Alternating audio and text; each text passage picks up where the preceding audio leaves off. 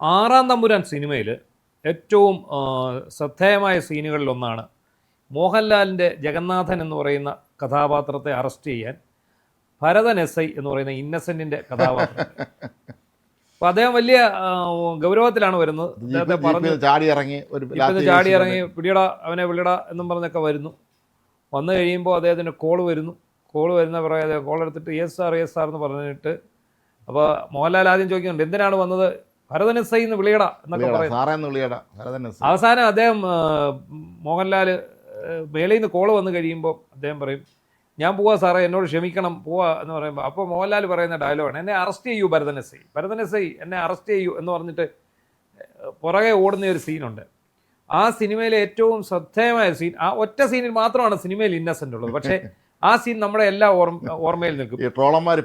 ഉപയോഗിക്കുന്നത് എന്നെ അറസ്റ്റ് ചെയ്യൂ ഭരതൻ എസ് ഐ എന്ന് പറഞ്ഞാൽ കൈയൊക്കെ ചുട്ടിപ്പിടിച്ച് ഇങ്ങനെ ഓടുകയാണ്. അപ്പോൾ ഇപ്പം എന്താണ് ഇതിൻ്റെ ഒരു പ്രാധാന്യം എന്ന് ചോദിച്ചാൽ, ഇപ്പം അതിവിടെ പറഞ്ഞ എന്താണെന്ന് ചോദിച്ചു കഴിഞ്ഞാൽ, രാവിലെ പത്രം വായിക്കുമ്പോൾ ഒരു രസകരമായ ഒരു സംഭവം കോഴിക്കോട്ട് നിന്ന് വെള്ളയിൽ പോലീസ് സ്റ്റേഷൻ, കോഴിക്കോട് വെള്ളയിൽ പോലീസ് സ്റ്റേഷനിൽ നിന്ന് ഉണ്ടായിരിക്കും. രസകരം എന്ന് നമുക്ക് തീർത്ത് പറയാൻ പറ്റത്തില്ല, ക്രൂരമാണ്. ആദ്യം ഇത് ആശങ്കാജനകമായിരുന്നു.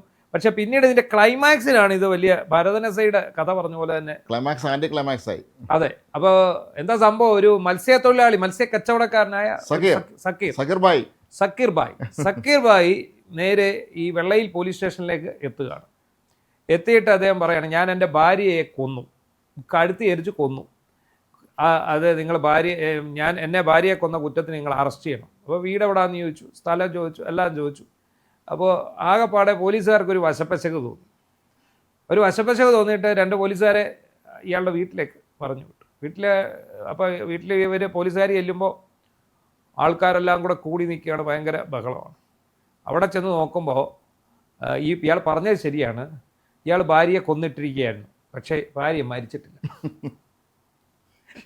സജീല എന്നാണ്ടാണ് ഈ ഭാര്യ മരിച്ചിട്ടില്ല, പക്ഷേ ഭാര്യയ്ക്ക് ജീവനുണ്ട്. പക്ഷെ അവർ അല്പം ഗുരുതരാവസ്ഥയിലാണ്. ഒപ്പം തന്നെ പോലീസ് എടുത്ത് നേരെ ഹോസ്പിറ്റലിൽ എത്തിക്കുന്നു. ഒരു BP ഒക്കെ പെട്ടെന്ന് കൂടി നിൽക്കുകയാണ്. കഴുത്ത് പിടിച്ച് ഞെരിച്ച് അങ്ങനെ BP ഒക്കെ വളരെ ഹൈ ആയിട്ട് നിൽക്കുന്നു. പെട്ടെന്ന് തന്നെ പക്ഷെ കഴുത്തിന് അവർക്ക് പരിക്കുണ്ട്. ഇയാളെ പിടിച്ച് ഞാൻ കഴുത്തി എരിച്ചു കൊന്നു എന്നാണ് പറയുന്നത്. എന്നിട്ട് അദ്ദേഹം കരഞ്ഞു വിളിച്ചാണ് പോലീസ് സ്റ്റേഷനിൽ നിന്ന്, കാരണം കൊലക്കേസ് പ്രതിയായി ജയിലിൽ കിടക്കാൻ വേണ്ടി. ഇത് പറയുമ്പോൾ നമുക്ക് വേറൊരു സിനിമയിലെ രംഗം കൂടി ഓർമ്മ വരുന്നുണ്ട്. സിനിമയുടെ രംഗം പറഞ്ഞു നമ്മൾ പ്രേക്ഷകരെ ബോറടിപ്പിക്കുകയല്ല.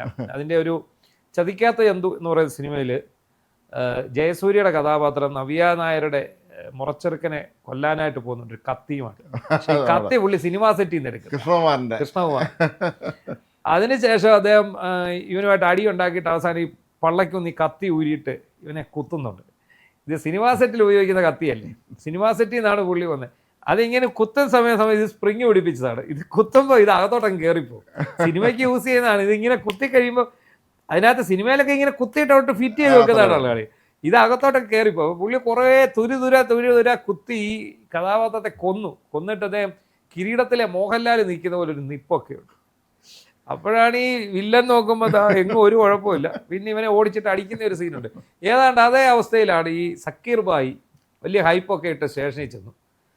ഞാൻ എൻ്റെ പലരും ഈ പോലീസ് സ്റ്റേഷനിൽ കൊലപാതകം നടത്തിയിട്ടൊക്കെ ചെന്ന് കീഴടങ്ങുന്നത് പിന്നെ തല്ലുകിട്ടായിരിക്കാനാണ്. അതെ. പിന്നെ പോലീസ് അന്വേഷിച്ച് നടന്ന് കണ്ടുപിടിച്ച് കൊണ്ടുവന്ന് അവർ ചിലപ്പോൾ തല്ലു കൊടുക്കും. അതിനേക്കാൾ നല്ല പോലീസ് സ്റ്റേഷൻ ചെന്നാൽ കീഴടങ്ങി കഴിഞ്ഞാൽ ഞാൻ ഇന്ന കുറ്റം ചെയ്തു എന്ന് പറഞ്ഞാൽ കുറ്റസമ്മതം നടത്തിയ എളുപ്പമായ കാര്യം. എന്തായാലും ഈ സക്കീർ ബായി വലിയ ഹൈപ്പൊക്കെ ഇട്ട് പോലീസ് സ്റ്റേഷനിൽ ചെന്ന് കഴിഞ്ഞ് ഈ പറഞ്ഞ പോലീസുകാർ അവിടെ നിന്ന് പോയി അന്വേഷിച്ച് തിരിച്ചു വരുമ്പോൾ എന്താണ് സംഭവിക്കുന്നത്? തിരിച്ചു വരുമ്പോൾ പോലീസുകാർ പറയണം അവർ മരിച്ചിട്ടൊന്നുമില്ല, അവരെ ഞാൻ ഹോസ്പിറ്റലിലാക്കിയിട്ടുണ്ട്, അവർ അപകടനില തരണം ചെയ്തിട്ടുണ്ട്. അപ്പോഴത്തേക്ക് സക്കീർ ബായി ഒറ്റ കരച്ചിലാണ്. എന്താണ് സക്കീർ ബായി കൊലക്കേസിൽ പ്രതിയായി വധശിക്ഷ ഏറ്റുവാങ്ങാൻ റെഡിയായിട്ടാണ് പോലീസ് സ്റ്റേഷനിൽ ചെല്ലുന്നത്. പുള്ളി അതിനുള്ള തയ്യാറെടുപ്പുകളൊക്കെ നടത്തിയിട്ട് ആണ് ചെല്ലുന്നത്. ചെന്ന് കഴിഞ്ഞപ്പോഴാണ് നമ്മുടെ ചതിക്കാത്ത എന്തുമില്ല ജയസൂര്യയുടെ കഥാപാത്രത്തെ പോലെ ഈ ആൾ മരിച്ചിട്ടില്ല എന്നറിയുന്നത്. അപ്പോൾ ഇദ്ദേഹം അവിടെ ഇത് പൊട്ടിക്കരയുന്നത് എന്താ, ഒന്നുകിൽ വധശിക്ഷ കിട്ടിയില്ലല്ലോ എന്ന് ഓർത്തിട്ടാവാം, എനിക്കിത് കിട്ടിയില്ലല്ലോ, എനിക്കിത് കിട്ടണ്ടായിരുന്നു, എനിക്ക് കിട്ടിയില്ലല്ലോ എന്ന് ഓർത്ത് പൊട്ടിക്കരയും. ഇനി ഈ ആൾ മരിക്കാത്തതുകൊണ്ട് ഞാൻ കൊലക്കേസ് പ്രതി ആകത്തില്ലല്ലോ എന്നുള്ള ഓർത്ത് ആനന്ദ കണ്ണീരും ചിലപ്പം ആകാം. ഇവർക്ക് 3 പെൺമക്കളാണ്. പക്ഷേ ഇയാൾ വധശ്രമ കേസിൽ പ്രതിയാകുമെന്നുള്ള ഉറപ്പാണ്. വധശ്രമ കേസ് എടുത്തു പുള്ളി, ഉറപ്പാണല്ലോ. വധശ്രമ കേസ് എടുത്തു. അതുകൊണ്ട് തന്നെ റിമാൻഡിൽ പോകേണ്ടി വരും, ജയിലിൽ കഴിയണമെന്നുള്ള അദ്ദേഹത്തിന്റെ ആശ എന്തായാലും. കൊലക്കേസിൽ നിന്ന് രക്ഷപ്പെട്ടു, പക്ഷേ വധശ്രമ കേസുണ്ട്. അത് ആ ഭാര്യയും കുട്ടികൾ, സാക്ഷികൾ, കുട്ടികളെ ഒക്കെ ഉറച്ചു നീക്കിയാണ് ഇയാൾ കുറേ കാലം ജയിലിൽ കിടക്കേണ്ടി വരും. അല്ല, 3 പെൺമക്കളാണ് ഇവർ. ഈ 3 പേരെ കല്യാണം കഴിഞ്ഞു. അതുവരെ ഇവരുടെ വീട്ടിൽ ഒരു കുഴപ്പമില്ലായിരുന്നു. ഈ 3 പേരെ കല്യാണം കഴിഞ്ഞ് ഭാര്യയും ഭർത്താവും മാത്രമായി കഴിഞ്ഞപ്പോഴാണ് ഇവർ തമ്മിൽ കുടുംബകലഹം പതിവായി. അങ്ങനെ ഒരു കലഹത്തിനൊടുവിലാണ് ഇന്നലെ അദ്ദേഹം കൊലപാതകം നടത്തിയത്. ഭാര്യയെ അങ്ങ് കൊന്നുകളഞ്ഞ് പോലീസ് സ്റ്റേഷനിൽ ചെന്ന് അവിടെ ഇരുന്നു. അപ്പോൾ സ്വാഭാവികമായിട്ടും ഇങ്ങനെ ചെല്ലുന്ന കേസുകെട്ടിനെയൊക്കെ പോലീസ് ഒന്ന് ഹോൾഡ് ചെയ്ത് വെക്കും. നമുക്കറിയാമല്ലോ, ഇവിടെ നമ്മുടെ ഓഫീസിലേക്ക് വരുന്ന ഒരുപാട് പേരുണ്ട്, പരാതി പറയാനും വാർത്ത കൊടുപ്പിക്കാനും ഒക്കെ ആയിട്ട് വരുന്നു. അപ്പോൾ ഇവരിവിടെ വന്നു കഴിഞ്ഞ് നമ്മളോട് ഈ വാർത്ത എന്താണെന്ന് പറയുമ്പോഴാണ് നമുക്ക് മനസ്സിലാകുന്നത് ഇവർക്ക് എന്തോ ഒരു ചെറിയ പ്രശ്നമുണ്ട്, കിളി പോയതാണോ എന്ന് നമുക്ക് തന്നെ. ഇവിടെ വരുന്നതിൽ ഒരു 10 പേര് വരുമ്പോൾ ഒരു 4 പേരെങ്കിലും ഈ പ്രശ്നമുള്ളവരായിരിക്കും. അതെ, പരസ്പര ബന്ധമില്ലാത്ത കാര്യമൊക്കെ അവർ പറയുന്നത്. അപ്പോൾ നമുക്കിത് അന്വേഷിച്ചെങ്കിലല്ലേ പറ്റത്തുള്ളൂ. അപ്പോൾ എന്ന് പറഞ്ഞ പോലെയാണ് പോലീസ് ഇത് കൃത്യമായിട്ട് അന്വേഷിച്ച് എന്തായാലും പോലീസ് തക്ക സമയത്ത് എന്നുകൊണ്ട് ഈ ഭാര്യ മരിച്ചില്ല. അപ്പോൾ ഇദ്ദേഹത്തിന് അവസാനം വധശ്രമമാണല്ലോ, റിമാൻഡിൽ പോകണം. ജഡ്ജിയുടെ മുമ്പിൽ ഹാജരാക്കുന്നു. ജഡ്ജിയുടെ മുമ്പിൽ ഹാജരാക്കിയപ്പോൾ ഇദ്ദേഹം മനസ്സ് തുറന്ന് പൊട്ടിക്കരഞ്ഞെന്നാണ് പറയുന്നത് ജഡ്ജിയുടെ മുമ്പിൽ. കരിങ്കി കോടതി നടപടിക്രമങ്ങൾ, പോലീസ് സ്റ്റേഷനിലെ കാര്യം ഇയാൾക്ക് അറിഞ്ഞുകൂടാ. ഇയാൾ കൊന്നിട്ടങ്ങനെ എല്ലാമെന്ന് വിചാരിച്ച് സംഗതി എല്ലാം ഈസിയാവും, അപ്പം തന്നെ കൊണ്ട് ശിക്ഷിക്കുന്നൊക്കെ വിചാരിച്ചു. സിനിമയിലൊക്കെ കാണുന്നില്ല, അപ്പം തന്നെ കോടതി കൊണ്ടുവന്ന് ശിക്ഷിക്കുന്നു, കൊണ്ടുപോകുന്നൊക്കെ ഇയാൾ വിചാരിച്ച്. ഇനി കേസ് നടത്താൻ വക്കീലിന് ഇയാൾ അന്വേഷിച്ച് വക്കീലിനെ കണ്ടുപിടിച്ച് അവസരമാണ് കേസ്, ചില്ലറ കാര്യമല്ല. അപ്പം ഇയാൾ മാത്രമല്ല, ഇനി ഇയാളുടെ ബന്ധുക്കളും ഇയാളുടെ ഈ പെൺമക്കളും അവരുടെ കുടുംബങ്ങളൊക്കെ തീർച്ചയായിട്ടും ഇയാളുടെ ശത്രുതാപരമായിട്ട് പെരുമാറുള്ളൂ. പരവധി ഇയാളെ സ്നേഹിക്കാൻ കഴിയില്ലല്ലോ, കാരണം ഇയാളെ കൊല്ലാൻ ശ്രമിച്ചു എന്ന് പറയുമ്പോഴേ അതൊരു ഭയങ്കര ക്രൂരല്ലേ. ഇസ്ലം മരിച്ചു പോയിരുന്നെങ്കിലോ ഒരു ചോദ്യം അവിടെ ഉണ്ട്. അപ്പോൾ എന്നെ അറസ്റ്റ് ചെയ്യൂ ഭരതൻ എസ് ഐ എന്ന് പറഞ്ഞ് സധൈര്യം സ്റ്റേഷനിലേക്ക് പോയ ആൾ നല്ല സ്റ്റേഷനിൽ നിന്ന് ഇറങ്ങിയത് പൊട്ടിക്കരഞ്ഞുകൊണ്ടും താൻ തെറ്റ് ചെയ്തതിൻ്റെ വേദനയിലും ഒക്കെയാണ്. എന്താണെങ്കിലും വളരെ രസകരമായിട്ടുള്ള ഒരു സംഭവമായിട്ടാണ് വായനക്കാർക്ക് തോന്നുന്നത്, അല്ലെ പ്രേക്ഷകർക്ക് തോന്നുന്നത്. പക്ഷേ ഇതിനകത്ത് സീരിയസ് ആയിട്ടുള്ള കാര്യങ്ങളും ഉണ്ടായിരുന്നു. ആ ഭാര്യ അവർ മരിക്കാതിരുന്നത് വളരെ നല്ല കാര്യമാണ്.